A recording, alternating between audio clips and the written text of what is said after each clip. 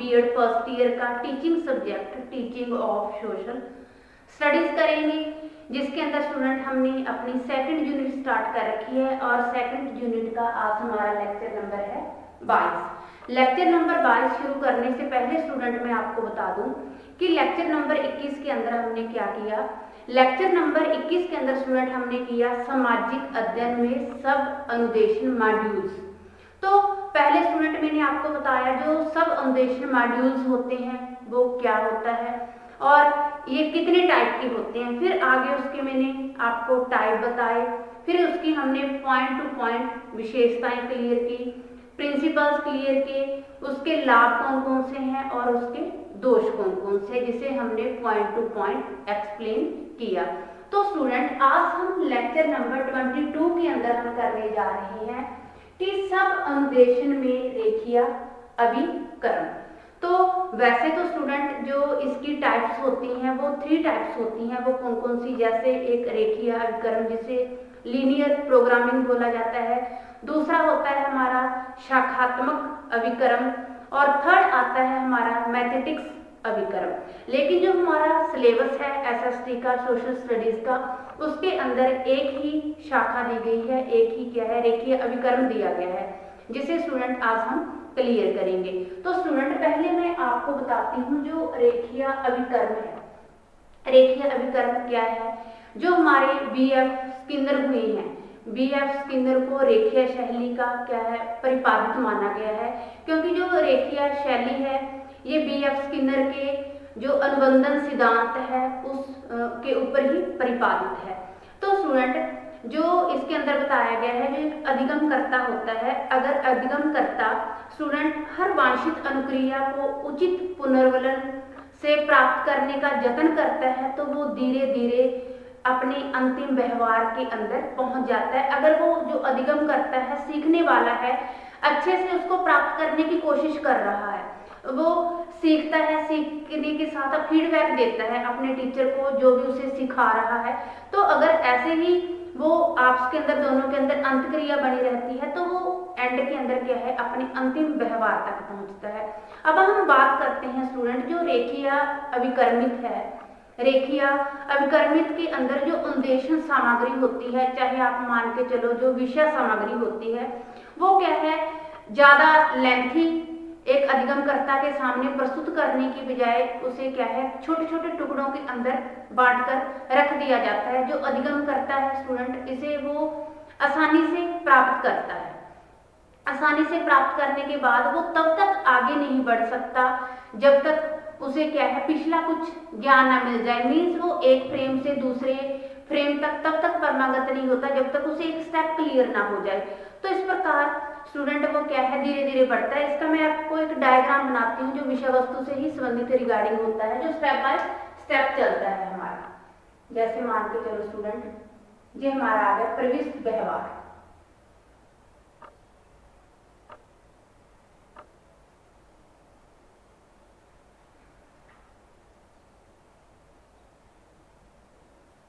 क्या है ये डायग्राम जिसे क्या है 4 भागों के अंदर डिवाइड किया गया है स्टूडेंट। क्या है 1 2 3 4, ये क्या है स्टेप बाय स्टेप चलती है। ये क्या आ गया हमारा एंट्री बिहेवियर, जिसे हम प्रविष्ट व्यवहार के नाम से भी जानते हैं। एंट्री क्या आ गया स्टूडेंट, ये आ गया हमारा एंट्री बिहेवियर। फिर स्टूडेंट जब यहाँ तक एक जो अधिगम करता है वो पहुंचता है, वो लास्ट टर्मिनल के अंदर पहुंचता है। लास्ट क्या है स्टूडेंट, लास्ट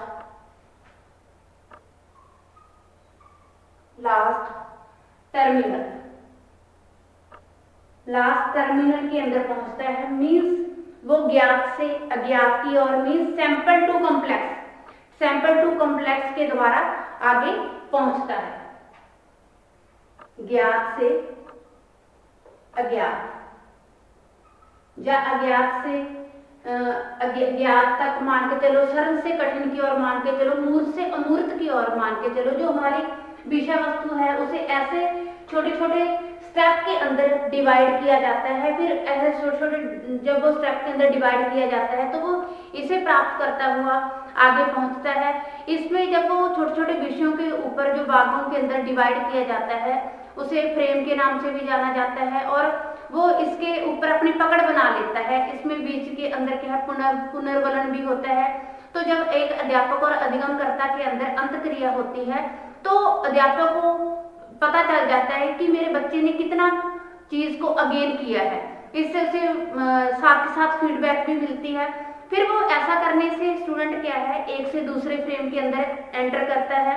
फिर वो हर जब दूसरे फ्रेम के अंदर एंटर करता है तो उससे रिगार्डिंग जो भी विषय वस्तु है उसे सीखने का हर संभव प्रयास करता है। इस प्रकार जो अधिगम करता है विषय वस्तु को पदों में अभिकर्मित संबंधी अनुभवों को ग्रहण करने में वो समर्थ बन जाता है और एंड के अंदर वो अपने अंतिम व्यवहार को प्राप्त करने के पूर्ण योग्य बन जाता है। तो इस प्रकार जो रेखीय अभिकर्म है, रेखीय अभिकर्म के अंदर जो भी स्टूडेंट सामग्री है, विषय वस्तु से रिगार्डिंग कोई भी सामग्री है वो स्टेप बाय स्टेप चलती है। उसे छोटे छोटे फ्रेमों के अंदर डिवाइड किया जाता है।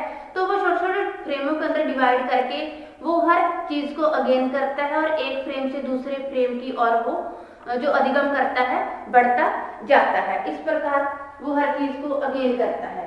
अब मैं बताऊंगी स्टूडेंट इसके जो बिहेवियर के आप मान के चलो जो हमारा रेखीय अभिकर्म है, रेखीय अभिकर्म के अंदर कुछ इसकी गुण और विशेषताएं हैं, कुछ क्या है इसके अंदर सीमाएं और इसके दोष हैं। तो स्टूडेंट इसे भी क्या है हम पॉइंट टू ही पॉइंट क्लियर करेंगे। अब हम क्लियर करते हैं जो रेखीय अभिकर्म है इसके गुण एवं विशेषताएं। रेखीय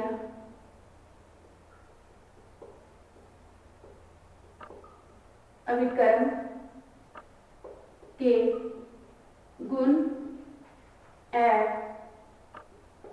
विशेषताएं। इसके कुछ गुण भी हैं, कुछ विशेषताएं भी हैं जिसे स्टूडेंट हम क्या है पॉइंट टू पॉइंट क्लियर करेंगे। तो इसके अंदर स्टूडेंट मैं जो फर्स्ट पॉइंट में आपको बताती हूँ, फर्स्ट पॉइंट में बताती हूँ कि इस प्रकार का जो अभिकर्म है, अभिकर्म फ्रेम के अंदर तो इसे डिवाइड किया ही जाता है, साथ के साथ इसके अंदर क्या है संकेत भी दिए जाते हैं। संकेत भी पाए जाते हैं ताकि स्टूडेंट संकेत भी पाए जाते हैं ताकि कोई भी अनुक्रियाएं और उत्तर हैं, उत्तर देने में सहायता मिलती है। इससे क्या है उत्तर देने में सहायता मिलती है।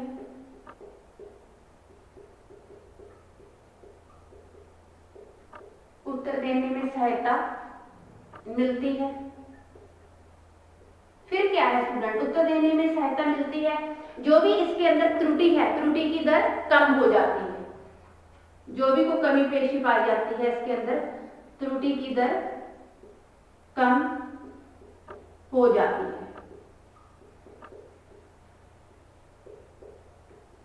सेकंड पॉइंट स्टूडेंट हम क्लियर करते हैं इसी के अंदर जो इसकी विशेषताएं और गुण है कि इस जो अभिकर्म है इसके अंदर इस प्रकार की व्यवस्था की जाती है कि जो भी अनुक्रियाएं हैं चाहे उत्तर है उन्हें क्या है छुपाकर और ढक लिया जाता है। अनुक्रियाएं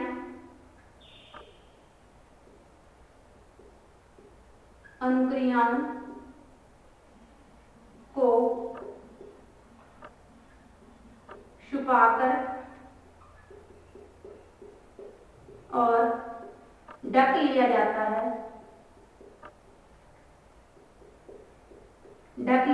है, क्योंकि इससे जो भी बेईमानी है चाहे चीटिंग लगा लो, प्रवचन करने पर अंकुश भी लगाया जा सके। टाइम पर अगर कोई भी स्टूडेंट है चाहे कोई भी अधिगम करता है, कोई प्रवचन कर रहा है, कोई चीटिंग कर रहा है, बेईमानी कर रहा है तो उस पर भी अंकुश लगाया जा सकता है। टाइम पढ़ने पर, टाइम आने पर, बेईमानी पर या प्रवचन पर, चीटिंग जैसे इंग्लिश के अंदर बोल देते हैं, प्रवचन पर अंकुश लगाया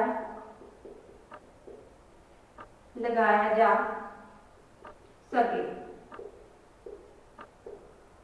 अब बात आती है स्टूडेंट, थर्ड पॉइंट हम क्लियर करते हैं कि जो रेखीय अभिकर्म है, आप मान के चलो कि जो रेखीय अभिकर्म है इसमें क्या है, छोटे छोटे पद होते हैं। रेखीय अभिकर्म में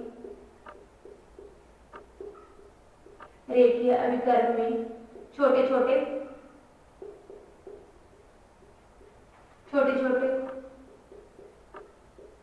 पद होते हैं। स्टूडेंट इसके अंदर मैंने पहले इस डायग्राम के द्वारा आपको समझाया, ये छोटे छोटे स्टेप होते हैं, छोटे छोटे पद होते हैं, छोटे छोटे फ्रेम होते हैं, जो क्या है अधिगम करता है तब तक दूसरे पद पर नहीं पहुंच सकता, जब तक वो पहला जो स्टेप है दूसरे पद तक तब तक नहीं पहुंच सकता जब तक वो क्या है छोटा अपना पहला स्टेप, पहला फ्रेम क्लियर ना हो उसे। तो इसलिए जो अभिकर्म शैली है अधिगम करता अन्य शैलियों की अपेक्षा धीमी गति से इसको क्या है अगेन करता है, धीमी गति के अंदर अधिगम के मार्ग पर धीमी गति के अंदर बढ़ता है इसके अंदर। फिर परंतु यहाँ जो कुछ भी अर्जित होता है, उसने जो कुछ भी प्राप्त किया है वो ज्ञान क्या है स्थायी रहता है, उसे लॉन्ग टाइम तक याद रहता है। इसके अंदर क्या है प्राप्त किया गया ज्ञान, प्राप्त किया गया ज्ञान स्थायी ज्ञान होता है।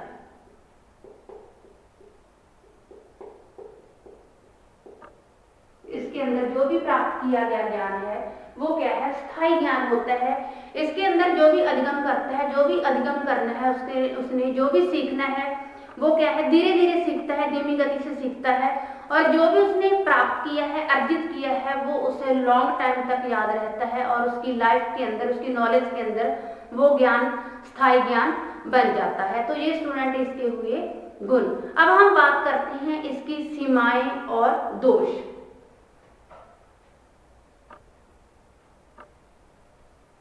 रेखीय अभिकर्म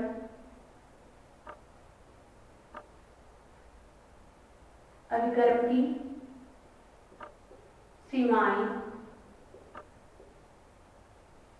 व दोष। अब इसकी कुछ सीमाएं और दोष हैं स्टूडेंट, तो उसे भी क्या है हम पॉइंट टू ही पॉइंट क्लियर करेंगे। तो स्टूडेंट इसके अंदर मैं आपको बताती हूँ जो रेखीय अभिकर्म के अंदर जो भी अधिगम करता है, फर्स्ट पॉइंट क्लियर करती हूँ कि वो जो भी अधिगम करता है वो निम्न कारणों के कारण उसके अंदर नीरसता और अभाव आ जाती है। वो निम्न कारण उसी स्थिति और परिस्थिति के हिसाब से होंगे कि जो अधिगम कर रहा है, जो भी वो सीख रहा है उसके अंदर नीरसता और उबाऊपन कैसे आया, जिसके इसके अंदर मैं आपको पॉइंट क्लियर करती हूँ स्टूडेंट। जैसे जो विषय वस्तु है उसे क्या है बहुत ही छोटे अंशों के अंदर विभक्त कर दिया जाता है। विषय वस्तु को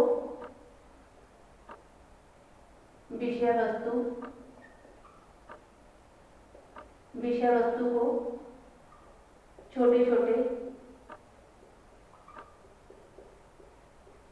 अंशों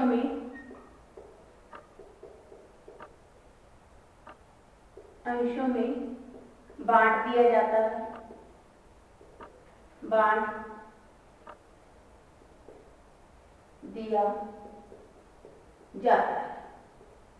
स्टूडेंट इसके अंदर मैं फर्स्ट पॉइंट क्लियर कर रही हूँ। जो विषय वस्तु है, विषय वस्तु को छोटे छोटे अंशों के अंदर बांट दिया जाता है। सेकंड पॉइंट आती है जो अनुक्रिया करने पर उसके अंदर क्या है कि नीरसता आ जाती है, क्या है आवश्यकता से अधिक उसके अंदर निरंतर होने लगता है। जो भी अनुक्रिया करने पर क्या है, सेकंड पॉइंट है अनुक्रिया करने पर आवश्यकता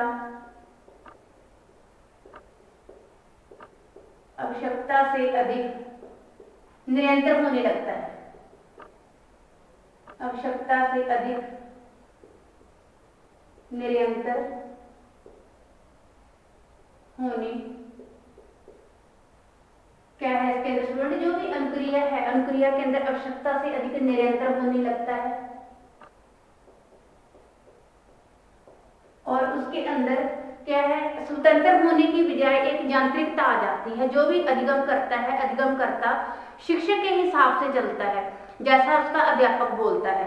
तो इस प्रकार वो एक मशीन के पुर्जे की भांति अपने शिक्षक के हिसाब से कार्य करना शुरू कर देता है। वो स्वतंत्र होने की बजाय यांत्रिकता बनकर या निरंतर के अंदर, कंट्रोल के अंदर बनकर कार्य करना शुरू कर देता है। थर्ड पॉइंट आता है कि जो अधिगम प्रक्रिया है बहुत ही धीमी, बहुत ही उसकी जो गति है बहुत कम हो जाती है। अनुक्रिया की गति धीमी और बहुत कम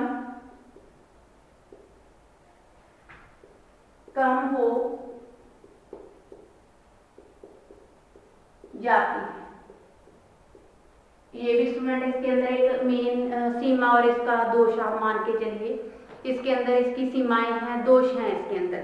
अब हम सेकंड पॉइंट स्टूडेंट क्लियर करते हैं। इसी के अंदर मैं ये उसके क्या है, फर्स्ट पॉइंट के 3 पार्ट थे, अब फोर्थ पॉइंट ही मान के चलिए इसे कि स्टूडेंट इस प्रकार की जो अभिकर्म शैली का इसके अंदर जो भी प्रयोग किया जाता है वो विषयों और उपविषयों से संबंधित सामग्री तक ही सीमित रहता है। इससे बाहर कोई और काम इसके अंदर नहीं लाया जाता।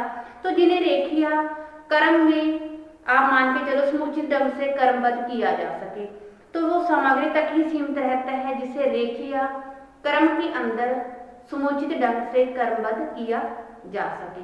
थर्ड पॉइंट आता है स्टूडेंट इसके अंदर, आप मान के चलिए इसे, चाहे फिफ्थ पॉइंट भी मान सकते हो आप इसे, अधिगमकर्ता को अनुक्रिया करने की स्वतंत्रता तथा प्राप्त रूप से सोचने और विचारने की मौलिकता प्रदर्शन करने का अवसर न मिलने में क्या है, जो अधिगम करता है,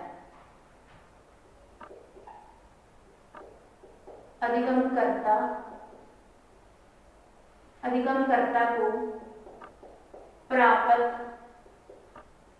रूप से सोचने,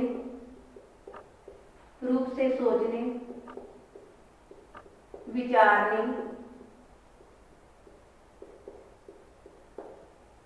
और क्या है स्टूडेंट, जो भी अधिगम करता है उसे प्राप्त रूप से सोचने, विचारने और मौलिकता प्रदर्शन करने,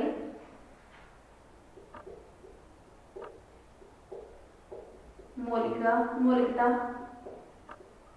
प्रदर्शन करने के अवसर कम मिलते हैं या नहीं मिलते। आप न की बराबर ही मान के चलिए, मौलिकता प्रदर्शन करने के अवसर नहीं मिलते।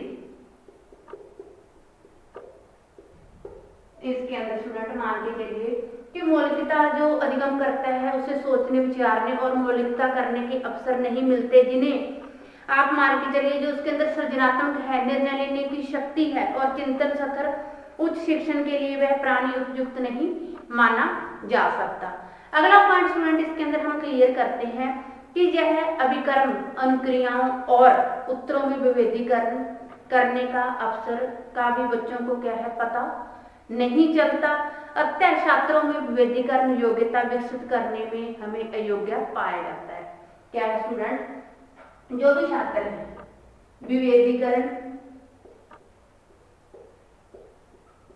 विभेदीकरण करने की अयोग्यता छात्रों के अंदर,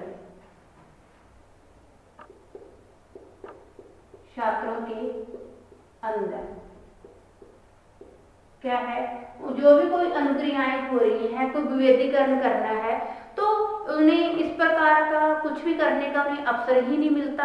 तो छात्रों में विभेदीकरण योग्यता विकसित करने में हम अयोग्य पाए जाते हैं। अगला पॉइंट स्टूडेंट हम क्लियर करें कि जो इसी के अंदर आता है कि जो एक ही प्रकार के कोई भी पद हैं, एक ही प्रकार के पदों, वो विषय वस्तु से ही रिगार्डिंग आप मान के चलिए, एक ही प्रकार के पदों को सभी विद्यार्थियों को सिखाना पड़ता है। तो इस प्रकार जो अभिकर्म व्यक्तिक विभिन्नताओं का नियम करना पड़ता है और बच्चों को ये चीज समझानी पड़ती है। जो भी विषय वस्तु बच्चों ने सीखनी है वो एक ही पड़ाव से होते हुए बच्चे गुजरते हैं। तो इस प्रकार जो बच्चों के अंदर इंडिविजुअल डिफरेंस को पहचानना बच्चे को नहीं आता, जो क्या है कोई विशेष उपयुक्त हमें कुछ जान नहीं पड़ता, इसके अंदर कुछ उपयोगिता या विशेषता हमें कुछ नहीं जान पड़ती एक शिक्षक को अधिगमकर्ता के प्रति।